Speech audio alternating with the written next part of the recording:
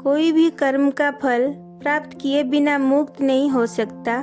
कर्म के आगे किसी का जोर तथा रिश्वत भी नहीं चलती। कर्म एक स्वतंत्र सत्ता है और जीव को, प्राणियों को कर्म करने का स्वतंत्र हक है और कर्म फल भी कार्य स्वभाव से ही प्राप्त होता है।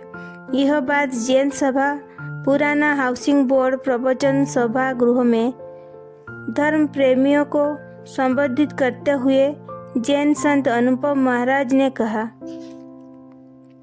उन्होंने कहा कि कर्म का फल कोई परमात्मा नहीं देता। व्यक्ति जो करता है वही उसे मिलता है। अच्छे कर्म करता है तो अच्छा फल मिलता है, बुरे कर्म करता है तो बुरा फल मिल जाता है। पका हुआ आम कभी कड़वा नहीं हो सकता, वो सदैव मीठा ही रहता है। इसी प्रकार से अच्छे कर्म का फल हमेशा सुखदायी होता है। इसीलिए हमें सर्वदा अच्छे कर्म, श्रेष्ठ कर्म, उत्तम कर्म, जिसमें आत्मा को सुख हो, आत्मा की मुक्ति हो और सर्वजन के लिए हितकारी हो, ऐसा श्रेष्ठ कर्म सदैव करना चाहिए। प्रभु महावीर इस संदर्भ में कहते हैं कि आत्मा स्वयं करता है, स्वयं भोगता है। आत्मा स्वयं मित्र है और स्वयं शत्रु है।